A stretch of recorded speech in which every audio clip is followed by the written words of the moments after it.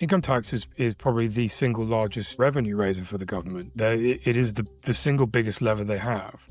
So if they can't pull that lever openly because of the political ramifications of that, then they have to do it in a surreptitious way. That being said, I think that they're raising tax rates in, I think I saw somewhere about 43 different ways in this budget, which is frankly unbelievable.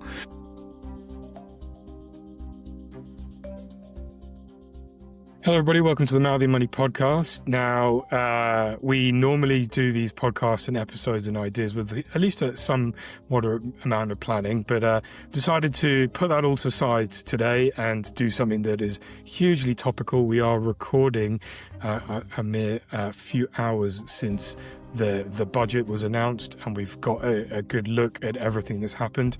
So we're going to be going through some of the really important measures there for if you're an earner, if you're a saver, and this sort of thing. And I'm joined as ever by my good co-host, Chris Chute, to dig through all of those announcements. Chris, Hi, hello, how are you doing? Yeah, good, thanks. Good. Yeah. Happy budget day.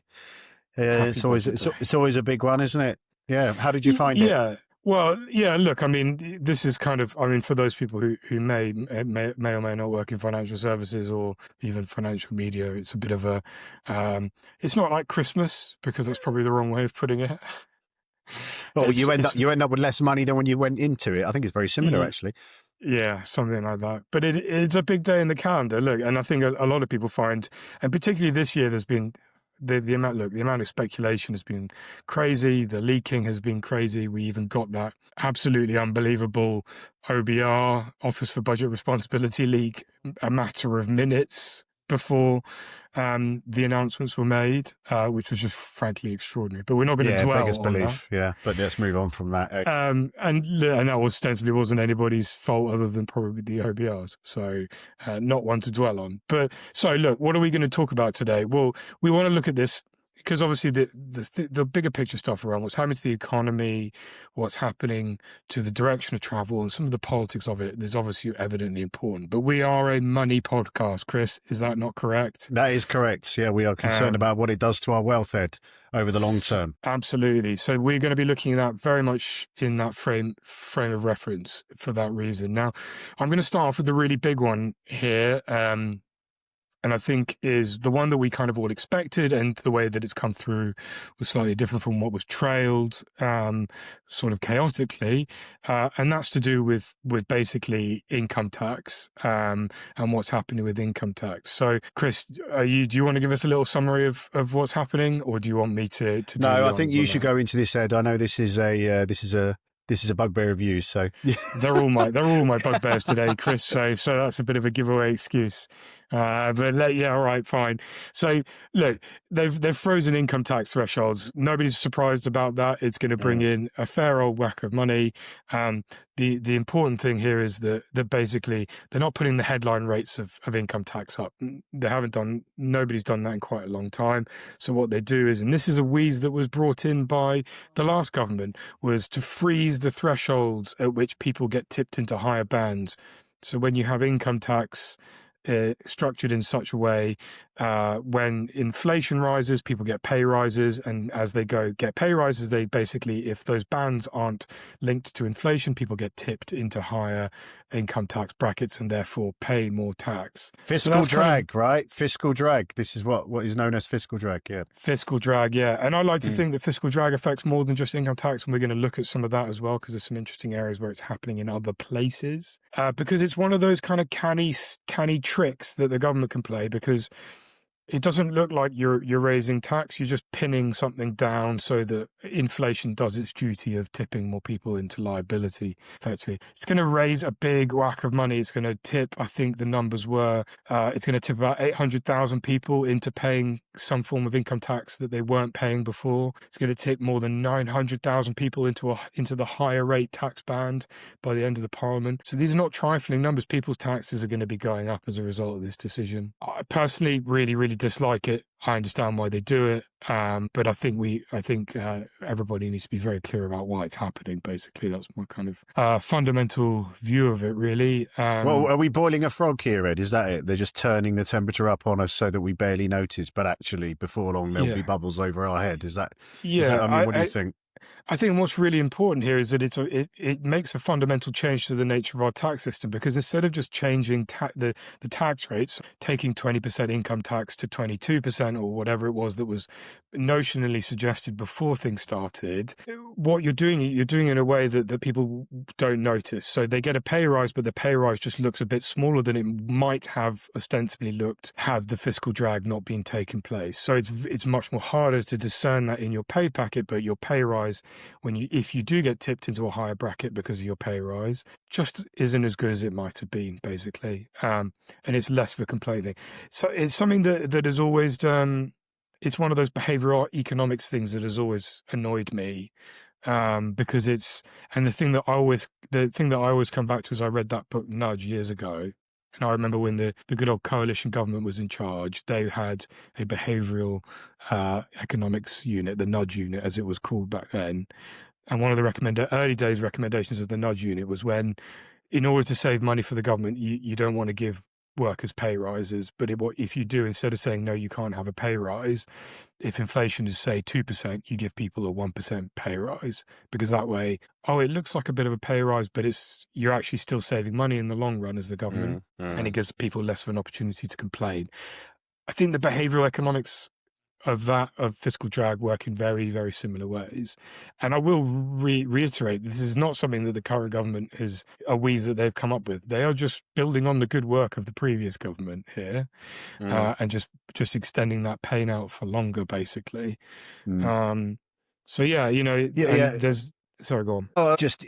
That sort of stealth element of it, I think, to your point, just talking about money generally, it's complicated enough, right? With people almost, the government ostensibly taking money off you without you really noticing. Like, that's more politically palatable. I understand why they're doing that. But from a sort of transparency and future planning point of view, yeah, I'm with you. It doesn't really sit right.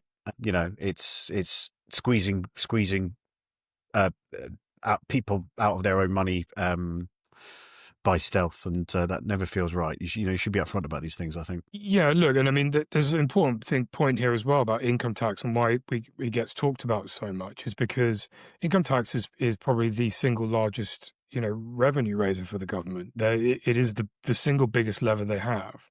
So if they can't pull that lever openly because of the political ramifications of that, then they have to do it in a surreptitious way. And income it's easy to tax income because it's hard to hide income, particularly when we have things like the PAYE system in place. So it makes it a very good one to turn to in a time of need. That being said, I think that they're raising tax rates in, I think I saw somewhere about 43 different ways in this budget, which is frankly unbelievable. And they have just, in order to make all the numbers add up, they have had to adopt that approach of looking at all these little taxes to see where they can raise a bit here and raise a bit there, more of which we'll come to. The only other thing on that kind of threshold freezes thing, and there is another part to do with savings that I will mention later, but the one thing which I noted, which I think is really, really important,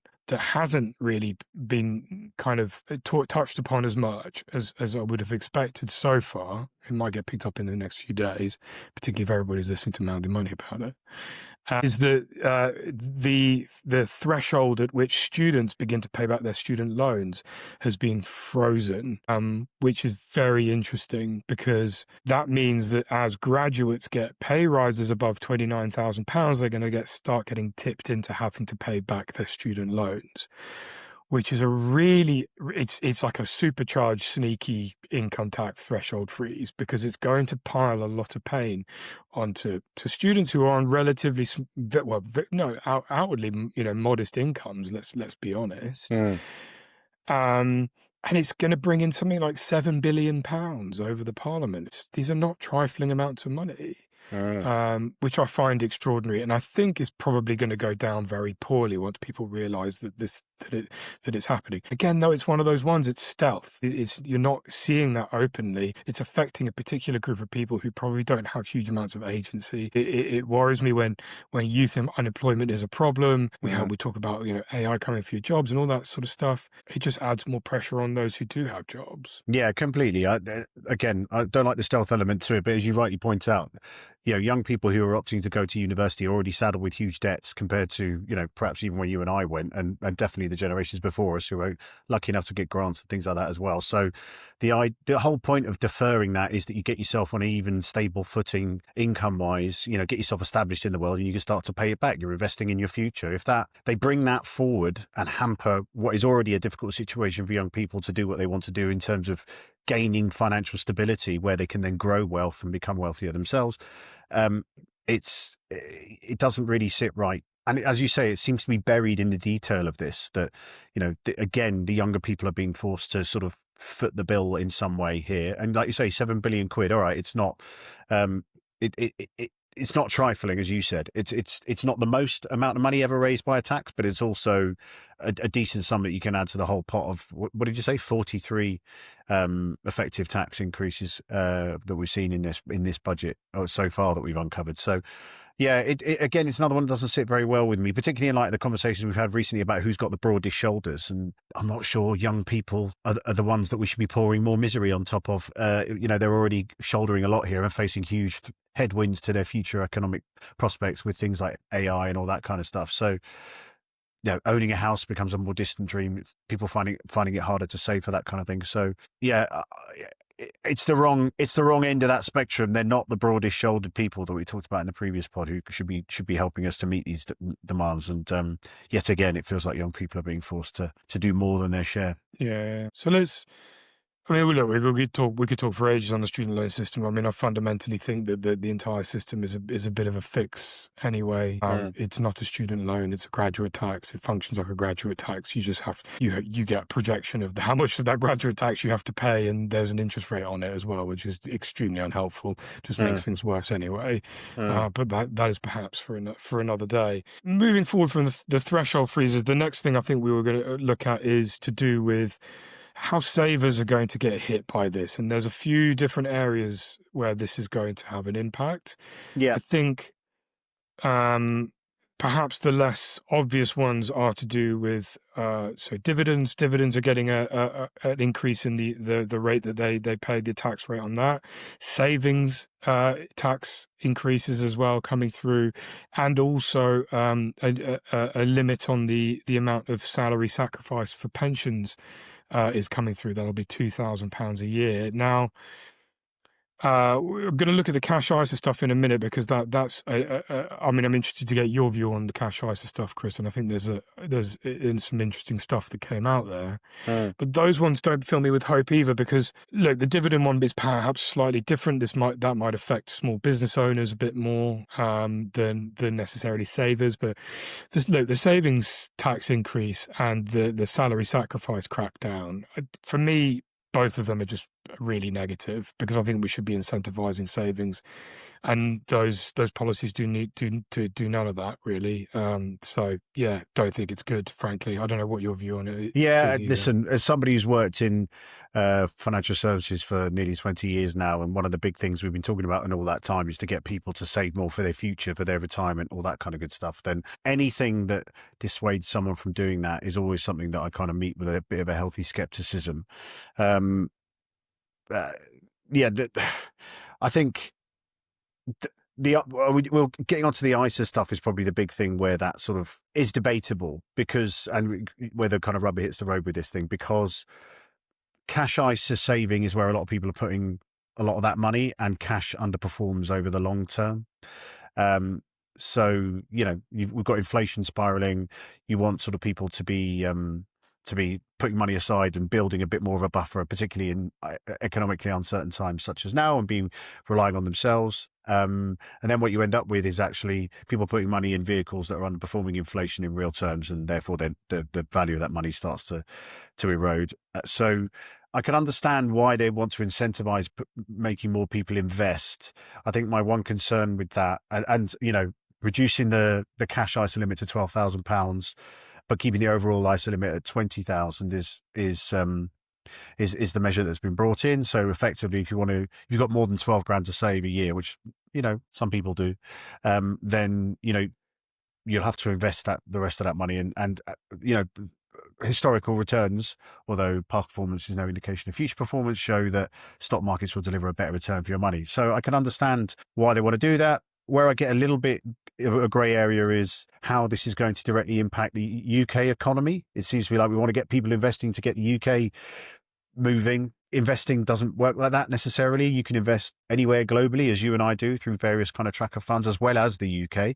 So is the impact of that kind of diluted? That's one of my kind of major concerns around that. So yeah, there's lots of sort of questions about what that will do. I think we'll wait and see. But one of the things might happen is that disincentivization might end up with people just sticking money into the mattress or doing something else, which is equally not good for growth as well. So it remains to be seen what happens with that. I do understand the arguments of getting more people investing. I do. We do need more people investing. But what hasn't accompanied this is the sort of, well, we'll see if it does, is the kind of campaign to get people more comfortable with doing that, or to create the vehicles for people to do that where they feel like they're able to. So there are providers who offer that, but there needs to be a lot more support from the government to get people feeling comfy with that idea. I think, yeah, I mean, the pension salary sacrifice thing, I think it's just straightforwardly bad. I kind of understand why they're cracking down on it, because it is a big tax giveaway effectively from earned income. The numbers surprised me. They're not even going to bring it in till quite late on in the Parliament, so there's a good argument that it might never happen, depending on what happens to the government in the next 3 years. It's going to bring in like 4.8 billion forecast anyway, but people are probably going to change their arrangements beforehand in order to get around it. So that number is I'd say it's pretty speculative. But then even then, that number goes down to like 2.7 billion the subsequent year after it's introduced, which suggests that they're just mitigating the fact that everybody's going to change their arrangements anyway in the second year. So I don't think it's going to work that well. On the cash ISA, I mean, again, I kind of get why they're doing it, and I'm not against the idea of having a slightly lower cash ISA limit, if for nothing else, then it acts more like a target than just an amount of money that most people are never going to get anywhere close to. I don't think it's going to have any kind of the effects that you think it would, because frankly, if somebody wants to get around the cash element of the allowance, they can put 8 grand in an investment account and then just shove it all in a money market fund that produces a very like for like interest rate return. There is more risk than a simple savings account attached to that, but it's fairly marginal when you're dealing with some of these kind of very, very low barrier to entry, low risk investment vehicles. Obviously not making any recommendations here, but that is just what some people will do. And again, yeah, I agree with you. I don't think it's going to incentivize what they want it to incentivize. And the fact of the matter is that the average cash ISA saving is £8,000. So it's not even the £12,000 new limit, which is only coming in 2027 anyway, is still way above what people are actually saving. So what difference does it make? Yeah, Nothing. I think there are people, clients of mine who have argued that that limit should be lower. I can understand the rationale behind that. That makes loads of sense. I'm just worried about, there needs to be a huge support around this in terms of getting people feeling more comfortable with it. Your thing even there about you could just put it in a money market fund that more broadly apes the performance of cash and is low risk. That's beyond most people's conception of what they can do with their money anyway. So what's lacking here is the education around this stuff. We don't have that investing culture they have in the US, where someone in a cab will tell you what's in their 401k. And so if we do want to encourage that, more than just reducing the limit, we need to start talking more broadly about investing, the benefits of investing, what the options are. And we're doing that, but it would be good to be supported by huge swathes of the industry in a more sort of coherent way, but also the government need to be doing more to try and encourage that and to illustrate the benefits of that. So I'm not sure, like you said, I'm not sure the reduction is enough. And if they are going to do it, I'm not sure that there's enough support in place to make people feel more comfortable about that, particularly when you're in a period when there's a lot of worry about job security, there's a lot of worry about rising costs, and people are stockpiling cash to where they can to offset any short-term needs. And most of the time when you're investing for the mid to long term, right? So you need to be confident. These people need to be confident that there's no disasters waiting around the corner in the next 12 months. Otherwise, why would they want to tie their money up in some stock market funds that might be overly concentrated in the Mag 7? Ed? Would you be interested in hearing my really radical proposal as an alternative? Okay, come on, let's upset some people, Ed. I know it's not. Wow, this might upset somebody. I would radically cut the financial services compensation scheme deposit protection insurance for anything that is not invested. Just radically cut it. Make it 20 grand. Okay. Wait, do you know what? It's gone up this week, hasn't it? From 85 to 125,000. It's gone up massively. It's going in it's going in the wrong direction. It needs to go the other way. Ed. Nobody's listening. You need to shout louder. They're all listening. We'll start a campaign. Abolish the FSCS. That's it. That's the campaign. Oh God, FSCS! Please comment and let us know what you think about that proposal. I think I can guess. Yeah, well, all of this is about making people relaxed about it. So yeah, no, maybe there's a way in doing that too. These are all sort of roots into the same thing though, which is people just need to feel comfortable about putting their money in the stock market. And, there needs to be more conversation about it, and there needs to be more evidence shown that this is the right thing to do. And it needs to be made easier to do that. And that starts with making sure people have the right information in the right time, in the right place. So yeah, there's more work to be done on that front, I think, particularly in the sort of stuff that I see with consumer responses to how they feel about investing. I'm sure many of the people listening to this are relaxed about that as a concept, but so many others aren't. And we need to make that gateway easier for people to do it. And, this nudge isn't hard enough to make people do that, as you say. Let's look at the one last area where people are very, and as we've talked about recently on the podcast, where people are very happy to invest their money, and that is the property market. So, I mean, there's tons of stuff in the budget, and this was really the last point that I wanted to come to was this so-called mansion tax that is being brought in on properties over £2 million. So they're creating new tax bands for properties worth over £2 million. You pay about £2,500 extra surcharge on your council tax as a result over that level, and then over £5 million that goes up to £7,500 a year of extra council tax. Now the politics of this are interesting. I don't know what you think, Chris, but I think this feels, because it's going to bring in so little money, like look, £500 million is £500 million, right? But it's not that much when you're spending 1.2 trillion a year or whatever it is the government currently spends. It seems like more of just a giveaway to backbenchers than it does an actual effective policy. And also it grinds right at my issue with the council tax system in general, which I think is an absolute mess. I don't know, what do you think about it? Yeah, no, listen, this is a sop to some of those with the broadest shoulders that we talked about before.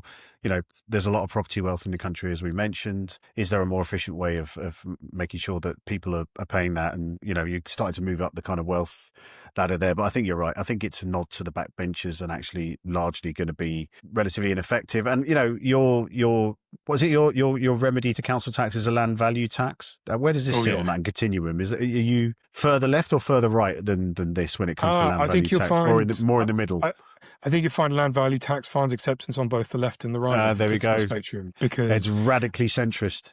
Because those on the left who advocate for a land value tax will tell you that it is very progressive, because you pay a percentage rate on the value of the land on which your property sits. So people who sit on very expensive land pay higher rates than those who sit on very cheap land. That is progressive. On the right, those on the right who advocate for a land value tax will tell you that it is a very, very efficient way of forcing people to be more efficient with the property that the land that they own.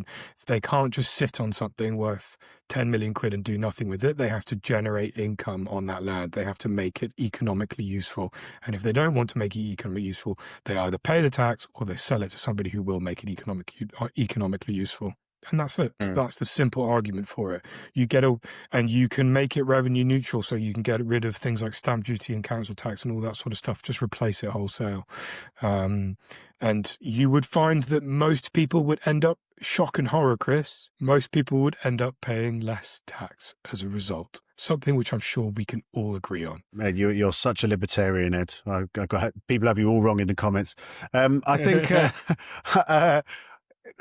Listen, I think they do have to throw the backbenchers a bone, and maybe this is it. I need to look into the detail about how effective this will be, but it felt like it was getting watered down in the longest preamble to any budget in the history of budgets, where policies kites were being flown, to use the parlance, and rapidly shot down left, right and centre. It feels like it's landed somewhere near enough where people can still point to something, but actually, as you say, how effective will it be? I don't know. And this is sort of a wider theme that I feel about this entire budget, is that none of the nettles have really been grasped. What you've got is people twiddling on knobs on the good ship Britain as it continues to sail through these choppy waters and not actually changing course in any meaningful way to get out of this. So it's just hoping that the weather changes around us. So yeah, I'm concerned about that generally. I just, there's a lot of tub thumping. Whenever you turn on the budget, there's a lot of benches shouting at each other, but actually it's just feels like the same old thing drifting on, with some slight tweaks and slightly more pressure being put on people who already have pressure on them as it stands. So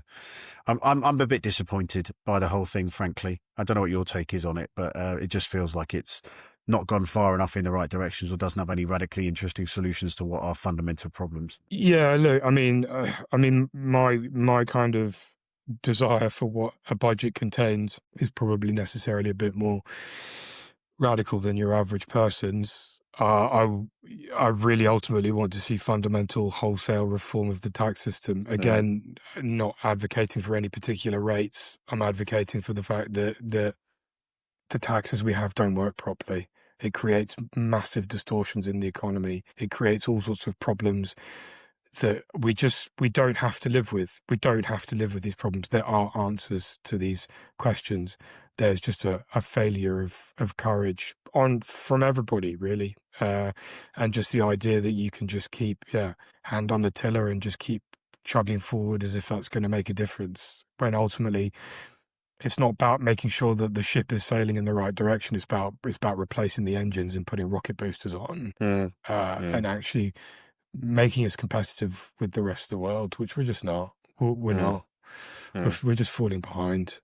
There's a lot that needs fixing. And actually, look, I mean, I wrote a column last week which was very highly pessimistic, and I actually fundamentally an optimist about what we could be as a country. And I don't agree with, I know you're quite minded towards a bit more redistribution and that sort of thing. I actually kind of not that interested in large scale redistribution. What I am interested in is lowering the barrier to letting people keep more of the money that they make and make better choices with that money. That means that they have to ask the government for less help. That's my really fundamental view on it. And I think the barriers to being able to build wealth in a sustainable way that mean you aren't then dependent on the government for things like a state pension when you're old are enormous. And I think we need to fix that, really. And that starts with not doing things like putting more taxes on graduates and not tipping nurses into higher tax brackets and things like that. It's fundamentally counterintuitive to the stated aims of the broader shoulders and all this stuff. I never want to hear the phrase broader shoulders ever again, frankly. He's had enough. He's had enough, listeners. On to the next buzzword. The one good little bit of news is that we're not going to be getting 2 forecasts a year from the OBR anymore. They're changing that to just one. And that will mean that we don't have to do this twice a year anymore. We only have to do it once. And the jeopardy will probably be higher, but at least we only have to do it one time. Well, hopefully the running time is a lot shorter this time. I'd like less speculation and more action. Thanks very much. But there we go. Yeah. I think we just lock them all on the Isle of Skye or something like that, make them all decide, turn off the internet, and then they'll have to just figure it out between themselves. If they turn off the internet, they might not be able to turn it back on again. So let's not do that. There we go. Right, I think that wraps up. The thing I'm conscious to say to people who are still following through, thank you for joining us. We're really interested to hear your thoughts on everything that's happened, everything that's been announced, anything you think was good or bad. Do let us know in the comments. Give us a like and subscribe as well. We talk about all this and more about building wealth. So with that, thank you, Chris. My pleasure, as always. And thank you, everybody, for tuning in. We'll see you all again very soon. With that, thank you and goodbye.